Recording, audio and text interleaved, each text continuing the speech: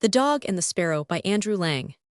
There was once upon a time a sheepdog whose master was so unkind that he starved the poor beast, and ill-treated him in the cruelest manner. At last the dog determined to stand this usage no longer, and one day, he ran away from home. As he was trotting along the road, he met a sparrow who stopped him, and said, "Brother, why do you look so sad?" The dog answered, "I am sad, because I am hungry and have nothing to eat." "If that's all, dear brother," said the sparrow, "come to the town with me, and I'll soon get food for you." So they went together to the town, and when they came to a butcher's shop, the sparrow said to the dog, "You stand still, and I'll peck down a piece of meat for you." First she looked all round to see that no one was watching her, and then she set to work to peck at a piece of meat that lay on the edge of a shelf, till at last it fell down. The dog seized it ravenously, and ran with it to a dark corner, where he gobbled it up in a very few minutes. When he had finished it, the sparrow said, "Now come with me to another shop, and I will get you a second piece, so that your hunger may be satisfied." When the dog had finished the second piece of meat, the sparrow asked him, "Brother, have you had enough now?"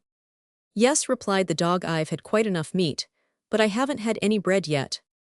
The sparrow said, "You shall have as much bread as you like, only come with me." Then she led him to a baker's shop, and pecked so long at 2 rolls on a shelf that at last they fell down, and the dog ate them up.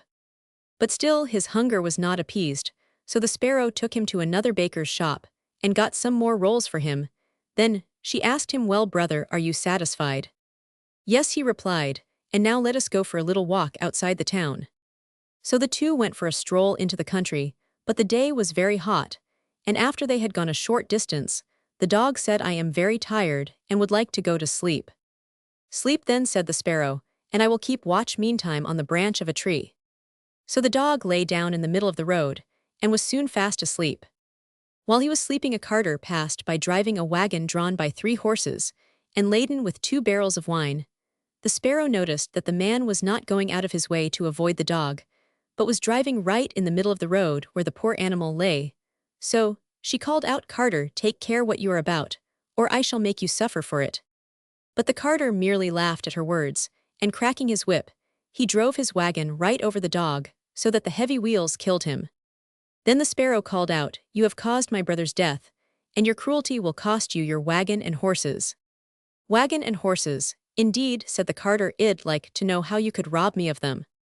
The sparrow said nothing, but crept under the cover of the wagon, and pecked so long at the bunghole of one of the barrels that at last she got the cork away, and all the wine ran out without the carter's noticing it. But at last he turned round and saw that the bottom of the cart was wet, and when he examined it, he found that one of the barrels was quite empty. "Oh, what an unlucky fellow I am!" he exclaimed. "You'll have worse luck still," said the sparrow, as she perched on the head of one of the horses, and pecked out its eyes. When the carter saw what had happened, he seized an axe, and tried to hit the sparrow with it, but the little bird flew up into the air, and the carter only hit the blind horse on the head, so that it fell down dead. "Oh, what an unlucky fellow I am!" he exclaimed again. "You'll have worse luck yet," said the sparrow, and when the carter drove on with his 2 horses, she crept under the covering again, and pecked away at the cork of the second barrel till she got it away, and all the wine poured out onto the road. When the carter perceived this fresh disaster, he called out once more, "Oh, what an unlucky fellow I am!" But the sparrow answered, "Your bad luck is not over yet," and flying on to the head of the second horse, she pecked out its eyes. The carter jumped out of the wagon, and seized his axe with which he meant to kill the sparrow, but the little bird flew high into the air, and the blow fell on the poor blind horse instead, and killed it on the spot. Then the carter exclaimed, "Oh, what an unlucky fellow I am!" "You've not got to the end of your bad luck yet," sang the sparrow, and perching on the head of the third horse, she pecked out its eyes. The carter, blind with rage, let his axe fly at the bird, but once more she escaped the blow which fell on the only remaining horse, and killed it, and again the carter called out, "Oh, what an unlucky fellow I am!" "You'll have worse luck yet," said the sparrow, "for now I mean to make your home desolate." The carter had to leave his wagon on the road, and he went home in a towering passion. As soon as he saw his wife, he called out, "Oh, what bad luck I have had, all my wine is spilt, and my horses are all 3 dead." "My dear husband," replied his wife, "your bad luck pursues you, for a wicked little sparrow has assembled all the other birds in the world, and they are in our barn eating everything up."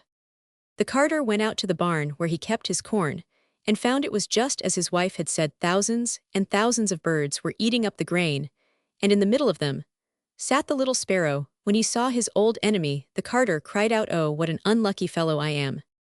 "Not unlucky enough, yet," answered the sparrow, "for mark my words, carter, your cruel conduct will cost you your life." And with these words, she flew into the air. The carter was much depressed by the loss of all his worldly goods, and sat down at the fire plotting vengeance on the sparrow, while the little bird sat on the window ledge, and sang in mocking tones, "Yes, carter, your cruel conduct will cost you your life." Then the carter seized his axe and threw it at the sparrow, but he only broke the window panes, and did not do the bird a bit of harm. She hopped in through the broken window, and perching on the mantelpiece, she called out, "Yes, carter, it will cost you your life." The carter, quite beside himself with rage, flew at the sparrow again with his axe, but the little creature always eluded his blows, and he only succeeded in destroying all his furniture. At last, however, he managed to catch the bird in his hands. Then his wife called out, "Shall I wring her neck?" "Certainly not," replied her husband, "that would be far too easy a death for her. She must die in a far crueler fashion than that I will eat her alive." And he suited the action to his words, but the sparrow fluttered and struggled inside him, till she got up into the man's mouth, and then she popped out her head, and said, "Yes, carter, it will cost you your life." The carter handed his wife the axe, and said, "Wife, kill the bird in my mouth dead." The woman struck with all her might, but she missed the bird and hit the carter right on the top of his head, so that he fell down dead, but the sparrow escaped out of his mouth and flew away into the air. From the German Klet.